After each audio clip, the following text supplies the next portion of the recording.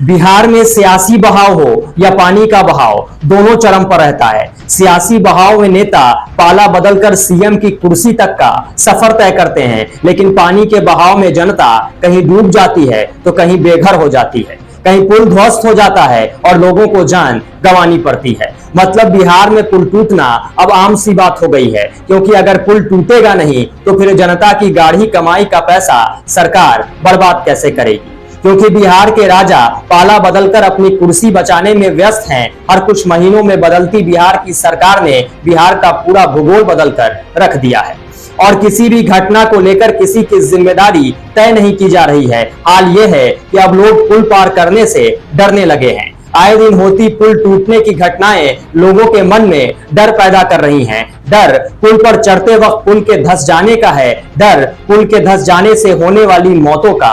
लेकिन सरकार लगातार इन घटनाओं से सबक लेने को तैयार नहीं है और पुल लगातार टूटकर सरकार को नींद से जगाने का प्रयास कर रहा है। आज फिर एक पुल का खंभा ध्वस्त हो गया। पूरा मामला जमुई जिले का है, जहां सोनो प्रखंड में बरनार नदी पर बने बेली ब्रिज के क्षतिग्रस्त होने की बात सामने आई है। जानकारी के अनुसार इस नदी पर बने बेली ब्रिज का पिलर धंस गया। इसके बाद यहां अफरा तफरी मच गई। भीषण बारिश के दौरान नदी में बह रहे पानी के तेज बहाव के कारण बेली ब्रिज का पिलर धंस गया। इस ब्रिज का निर्माण 1 साल पहले ही हुआ था। इतने कम समय में इसके पिलर का धंस जाना किसी आश्चर्य से कम नहीं। पिलर धंसने के कारण बेली ब्रिज झुक गया और किसी बड़ी दुर्घटना को रोकने के लिए आवाजाही बिल्कुल बंद कर दी गई।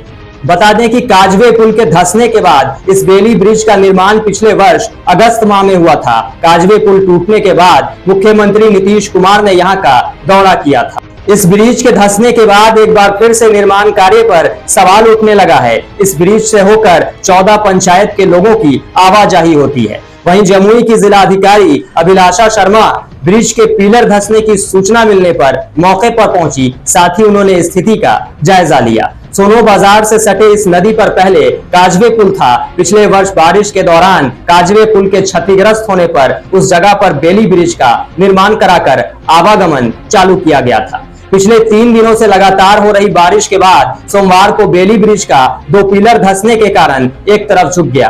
पुल धंसने की सूचना जिला प्रशासन को मिलने पर तत्काल आवागमन को बंद करा दिया गया। डीएम अभिलाषा शर्मा ने बताया कि विभाग की टेक्निकल टीम भागलपुर से पहुंच रही है, जो स्थिति का जायजा लेकर समुचित जानकारी देगी। नए पुल के लिए प्रस्ताव सरकार को भेजा गया है। जल्द ही यहाँ नया पुल बनेगा। सुरक्षा को ध्यान में रखकर पुल पर कुछ देर के लिए आवाजाही को बंद कर दिया गया है। थोड़ा सा साइड से धंसने का खबर आ रहा है, कोई अपने हादसा न हो जाए।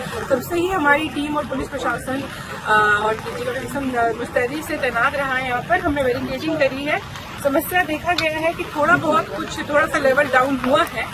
उसके लिए हमने प्रिकॉशनरी डबल बैरिकेडिंग करके बड़े वाहनों का आवागमन बंद कर दिया है।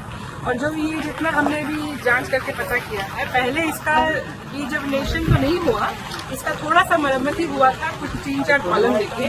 अभी इसके लिए हमने टेक्निकल टीम जो है आरसीडी की पुल निर्माण निगम की, उसको भी बुलाया है। वह अभी तारापुर तक पहुंचे हैं। तो टेक्निकल टीम जब आकर देखेगी कि इसमें क्या समस्या है और कैसे इसका निदान किया जाना है, क्योंकि पानी का फ्लो बहुत ज्यादा है। जान माल की सेफ्टी और सुरक्षा ज्यादा इम्पोर्टेंट है, सबकी जान की सुरक्षा ज्यादा इम्पोर्टेंट है। इसलिए अभी हम पहले टेक्निकल टीम को आने देंगे, एक बार उनसे टेक्निकल ओपिनियन को देंगे। सब इंजीनियर लोग आ रहे हैं आरसीडी के, तब तक हम आवागमन।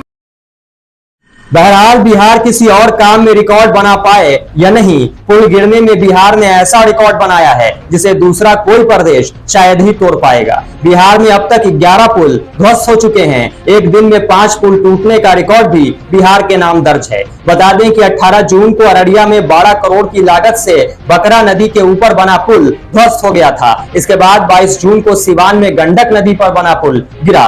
इसके बाद 23 जून को पूर्वी चंपारण में लगभग 1.5 करोड़ की लागत से बन रहा पुल ध्वस्त होने का मामला सामने आया। स्थानीय लोगों ने आरोप लगाया कि पुल के निर्माण में घटिया सामग्री का इस्तेमाल किया जा रहा था और इसी वजह से पुल गिर गया। बहरहाल अब देखना है कि लगातार होती पुल टूटने की घटना पर सरकार कब जगती है और पुल ध्वस्त होने की समस्या से छुटकारा कब मिलता है।